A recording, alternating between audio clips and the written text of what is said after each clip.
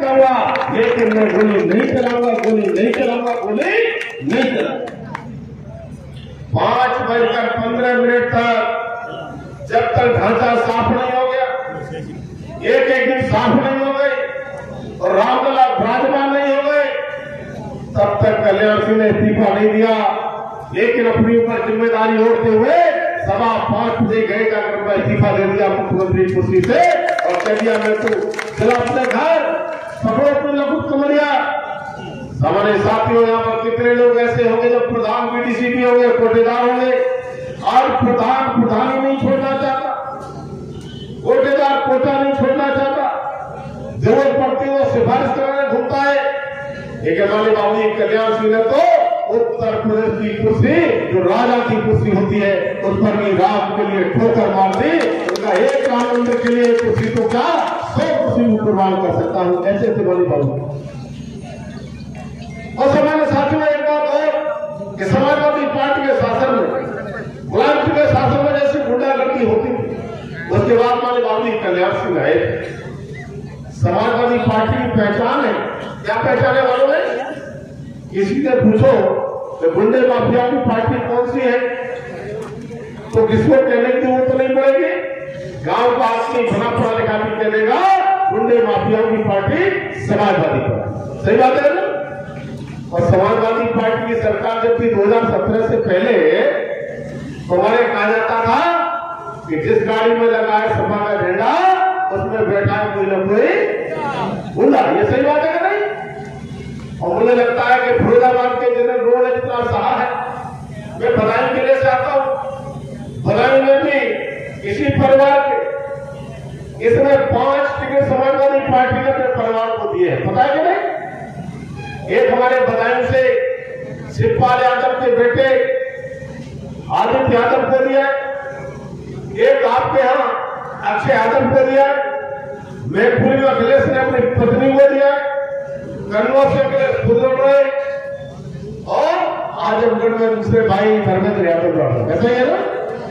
मैं तो एक वंशियों से यादव लोगों से भी कहना चाहता हूं, उनको एक बार समझना चाहिए कि इस सैफई के एक परिवार के अलावा या किसी मां के गोद से कोई यादव बेटा ऐसा पैदा नहीं हुआ जो जाकर मुख्यमंत्री बने, सांसद बने, एक ही परिवार के सांसद बनेंगे। ये पार्टी समाजवादी, नाम इसका समाजवादी है, लेकिन ये पार्टी है पूरी परिवारवादी। तब मैं कहना चाहता हूं हमारे साथियों, 2019 के चुनाव में समाजवादी पार्टी ने धर्मेंद्र यादव को चुनाव लड़ाया था।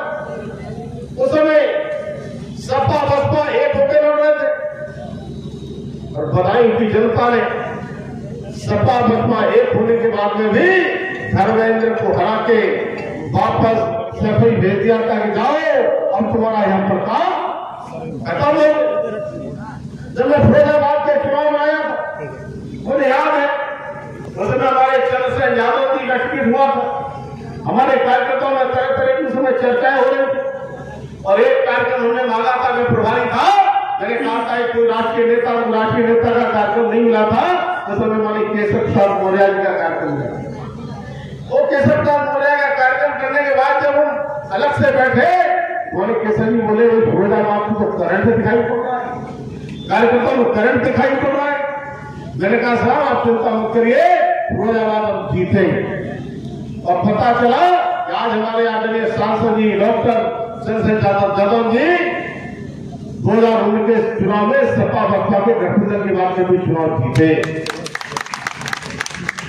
बदायूं से सबसे पहले हमारे यहाँ भी टिकट हुआ था, किसका मालूम है?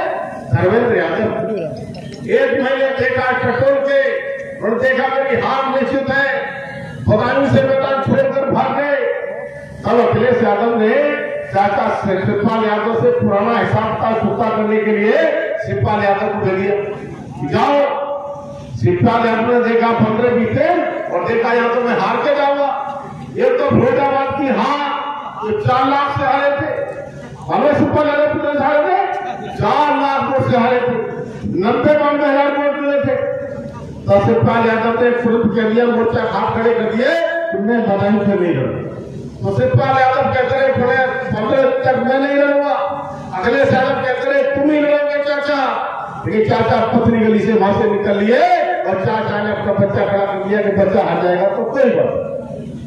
तो हमारे साथियों मैं कहना चाहता हूं आज इस सामाजिक सम्मेलन के माध्यम से, और जब मैं आपके बीच में आया हूं तब हमारे बाबूजी जब दुनिया को अलविदा किया, जब दुनिया को अलविदा किए थे उस समय बाबूजी की एक इच्छा थी कि मेरा शरीर जब बाल को कमल के फूल में लपट कर बाबूजी को हमने दुनिया से विदा किया था, तो हमको ये संदेश देकर गए थे जब वो कमल के फूल के लिए जितना मजबूत करेंगे, और मुझे लगता है कि वो उत्तर प्रदेश में ही नहीं, आपका ये समाज जिन प्रदेशों में देश भर में रहता है वो कमल के फूल के अलावा दूसरे को कभी किसी को पसंद करता है। और एक बात अभी और कही थी मानिए ब्रज बहादुर जी भाजपा जी ने, मैंने कहा हमारे बाबू जी कल्याण सिंह जब पहली बार मुख्यमंत्री बने थे उस समय गुंडे माफियाओं का जो साम्राज्य था, आते आते कहा था गुंडे माफियाओं के रास्ते तीन, एक रास्ता है वो मेरी प्रदेश की सीमा छोड़कर चले गए, दूसरा रास्ता है वो जेल के सीटों में, और तीसरा रास्ता ये ज्यादा खूंखार अपराधी है न उनको जेल में जाने दिया जाए न प्रदेश से भागने दिया जाए, उनका रास्ता सीधा ऊपर का है। ये काम किया जाएगा नहीं, कितने गुंडे माफिया ऐसे हमारे बाबू जी के डर की वजह से अपनी जमानत तोड़ा के अंदर चले गए थे। अंदर 2017 के बाद हमारे योगी आदित्यनाथ जी प्रदेश की सरकार, प्रदेश में मुख्यमंत्री बने, उन्हें कानून का राज स्थापित करने का काम किया है, विकास के मामले में उत्तर प्रदेश को उत्तम प्रदेश बनाने का काम किया है। तो मैं कहूँगा बाबूजी कल्याण सिंह और योगी जी की एक ही जैसी लाइन है। आज योगी जी के नेतृत्व में भी गुंडे माफिया या तो प्रदेश से बाहर या जेल के अंदर या ऊपर की ओर, और ये हमारे योगी जी ने तो एक कदम आगे बढ़कर और काम किया है। क्या? बुलडोजर के नाम से कुछ लोग कपकपिया जाती है, बुलडोजर कहां से आ गया? तो मैं कहना चाहता हूँ बुलडोजर हमारे पास दो प्रकार, एक बुलडोजर है जो विकास के सड़कों का निर्माण करता है, एक बुलडोजर है सड़कों के निर्माण के साथ साथ ऐसा बुलडोजर गुंडे माफियाओं ने गरीबों की संपत्ति उलट कर इकट्ठी की है उस पर चलाने का काम होता है। हमारे साथियों में कह सकता हूँ आज जिस तरह से अमन चैन है, फिरोजाबाद में भी अमन चैन होगा, और गुंडे माफिया जो 2017 से दिखाई पड़ते होंगे वो आपको दिखाई नहीं पड़ते होंगे। पहले बूथ कैप्चरिंग बहुत होती थी, समाजवादी का पार्टी का शासन था 2014 में, याद है कि नहीं? उस समय एसपी सिंह बघेल यहां से चुनाव लड़े, गुंडागर्दी कितनी हुई थी, बूथ कैप्चरिंग कितनी हुई थी, लेकिन फिरोजाबाद के लोगों को बता देना चाहता हूं वही गुंडे माफिया वही बूथ कैप्चरिंग करने का अगर उन्होंने विचार किया, सोचा तो उनकी पीढ़ियों के लिए बता कर जाएंगे कि कभी बूथ कैप्चरिंग मत कर देना, क्योंकि हमारे योगी जी का पुलिस प्रशासन इतना तोड़ेगा कमर सीधी कर देगा और कभी उनकी हिम्मत नहीं पड़ेगी। इसकी हिम्मत है क्या? लेकिन हमारे साथियों चुनाव हम क्यों लड़ रहे हैं? जैसा कि हमारे भारद्वाज जी ने बताया, ये चुनाव विकसित भारत बनाने का जो संकल्प और सपना है हमारे प्रधानमंत्री मोदी का, हम उसके लिए चुनाव लड़ रहे हैं। क्योंकि भारत सरकार में मैं माननीय मोदी के साथ उनका सहयोगी मंत्री हूं, मैंने देखा है 74 साल की उम्र में भी जिस तरह से आदरणीय प्रधानमंत्री की लगातार काम करते हैं, 17-18 घंटे काम करते हैं, लेकिन 10 वर्षों में कोई छुट्टी नहीं, कोई छुट्टी लिया क्या? कोई छुट्टी नहीं। वो किसके लिए काम करते हैं? हमारे प्रधानमंत्री मोदी जी अपने बेटी बेटों के लिए काम नहीं करते हैं, अपने परिवार को काम नहीं करते हैं, उनका परिवार है तो पूरा देश परिवार बात करते हैं मेरे परिवार में। और हमको याद रखना पड़ेगा 2014 से पहले लगभग 60 वर्षों तक ये कांग्रेस सपा ये गठबंधन की सरकारें रही, लेकिन इस सरकार में 60 सालों में जितना विकास नहीं हुआ उससे ज्यादा विकास आदरणीय प्रधानमंत्री मोदी जी ने 10 वर्षों में करके दिखाया, क्या कि नहीं? 10 वर्षों में। और एक बात और कहना चाहता हूँ, 2004 से 10 साल प्रधानमंत्री रहे थे मनमोहन सिंह, सरदार मनमोहन सिंह, सुना था?